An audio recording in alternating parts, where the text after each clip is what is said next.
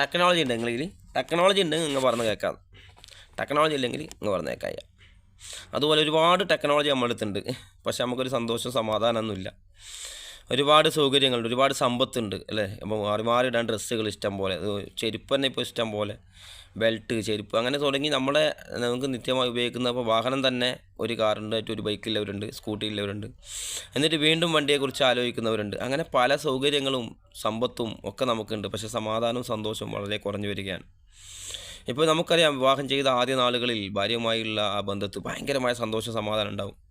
1-2 കുട്ടിയൊക്കെ ആകുമ്പോൾ പിന്നീട് മെല്ലെ മെല്ലെ ആകുമ്പോൾ ആ ദാമ്പത്യ ജീവിതത്തിൽ ആ സന്തോഷം സമാധാനം കുറഞ്ഞു കുറഞ്ഞു വരും. അതേപോലെ ഇപ്പോൾ നല്ലൊരു വാഹനമൊക്കെ എടുക്കുമ്പോൾ ഭയങ്കരമായ സന്തോഷം, ഹാപ്പിനെസ്സും അതിൻ്റെ ഓരോ കളർ കൊണ്ടും അതിൻ്റെ ഒരു ഭംഗി കൊണ്ടൊക്കെ നമ്മൾ ഭയങ്കര സന്തോഷിക്കും. ഒരു ഫസ്റ്റ് യാത്ര ഭയങ്കര സന്തോഷം ഉണ്ടാക്കും ഒരു വാഹനം നമുക്ക് ആദ്യമായി. പക്ഷെ അതൊക്കെ കുറച്ച് കഴിയുമ്പോൾ അത് കുറഞ്ഞ് കുറഞ്ഞ് വന്ന് പിന്നെ തീരെ കെട്ടുപോകും. ആ ഒരു വെളിച്ചം ഇങ്ങനെ ഇല്ലാതെ തന്നെ പോകും. അതേപോലെ പലതിൽ നിന്നും ഇപ്പോൾ എന്തെങ്കിലും ഒരു സമ്പത്ത്, നമ്മൾ എന്തെങ്കിലും ഒരു വസ്തു വാങ്ങാൻ വേണ്ടി ഉദ്ദേശിച്ചു വാങ്ങുമ്പോൾ ഒക്കെ ഭയങ്കര സന്തോഷം, ഹാപ്പിനെസ് ഉണ്ടാകും. പക്ഷേ പിന്നെ അത് കുറഞ്ഞ് കുറഞ്ഞ് വന്ന് പിന്നെ ഇല്ലാതാവുന്നു. ആ വസ്തുവുള്ളത് കൊണ്ടോ, ആ വീടുള്ളത് കൊണ്ടോ, ആ വാഹനമുള്ളത് കൊണ്ടൊന്നും നമുക്ക് സന്തോഷം കിട്ടാത്ത അവസ്ഥ ഉണ്ടാകും. മറിച്ച് നമ്മൾ പ്രകൃതിയിൽ സന്തോഷം കണ്ടെത്തുകയാണെങ്കിൽ, ഭാര്യയും കുട്ടികളൊക്കെ നമുക്ക് സന്തോഷ സമാധാനം ഉണ്ടാവും അതിൻ്റേതായ രീതിയിൽ ഇങ്ങനെ പോവുകയാണെങ്കിൽ. എന്നാലും കുറച്ച് പിന്നെ നമ്മൾ കുറയും എന്നതാണ് യാഥാർത്ഥ്യം നമ്മൾ കാണുന്നത്. പക്ഷേ പ്രകൃതിയിൽ നിന്ന് നമ്മൾ സന്തോഷം സമാധാനം കണ്ടെത്തുകയാണെങ്കിൽ, ഇപ്പോൾ നമ്മൾ മൃഗങ്ങളുടെ കൂടെ കൂടുതൽ സമയം ചിലവഴിക്കുക, കുട്ടികളുടെ കൂടെ ചിലവഴിക്കുമ്പോൾ നമുക്ക് സമാധാനം സന്തോഷം ഉണ്ടാവും.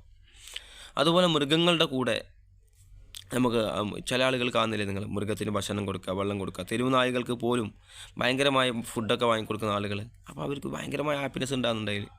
അതുപോലെ പ്രകൃതിയിലെ മനോഹരമായ കാഴ്ചകൾ നമ്മൾ കാണുക, എന്നിട്ട് അതിൽ നിന്നൊരു സന്തോഷം സമാധാനം കിട്ടാൻ വേണ്ടി നമ്മൾ പരിശ്രമിക്കുക. ഉള്ള ആളുകളാണെങ്കിൽ വലിയ ഹൈർ, ഇല്ലെങ്കിൽ നമുക്ക് പരിശ്രമിക്കുക. കാരണം നിരവധി കാഴ്ചകൾ കാണുമ്പോൾ പല കാഴ്ചകൾ, പല ട്രിപ്പുകൾ നമ്മൾ പോവുക, പലതും കാണുക, പ്രകൃതിയുടെ ഭംഗി നമ്മൾ ആസ്വദിക്കുക, അതിലൂടെ സന്തോഷം സമാധാനമൊക്കെ കണ്ടെത്തുക. അങ്ങനെ ഒരുപാട് ഈ സ്ട്രെസ്സിൽ വിഷമത്തിൽ ജീവിക്കുന്ന ആളുകളാണ് ഞാൻ പറയുന്നത്. അപ്പോൾ അവർക്ക് ഇങ്ങനെയുള്ള ഇതൊക്കെ ചെയ്യുമ്പോൾ നല്ലൊരു സമാധാനം സന്തോഷം കിട്ടും. അതുപോലെ പുതിയ സ്ഥലങ്ങളെക്കുറിച്ചും പുതിയ നാടുകളെക്കുറിച്ചും പുതിയ കാര്യങ്ങൾ ജീവിതത്തിൽ ഓരോ ദിവസവും നല്ല കാര്യങ്ങൾ, നമുക്ക് ഇഷ്ടപ്പെട്ട കാര്യങ്ങൾ അതിന് കൂടുതൽ പഠിക്കാനും മനസ്സിലാക്കാനും അതിനുവേണ്ടി സമയം ചിലവഴിക്കാനൊക്കെ ശ്രമിക്കുക. അപ്പോൾ നമുക്ക് എന്തുകൊണ്ടാണോ ഹാപ്പിനെസ് ഉണ്ടാകുന്നത്, സന്തോഷം സമാധാനം ഉണ്ടാകുന്നത്, അതിനുവേണ്ടി കുറച്ച് സമയം മാറ്റി വെക്കാനൊക്കെ നമ്മൾ ശ്രമിക്കുക.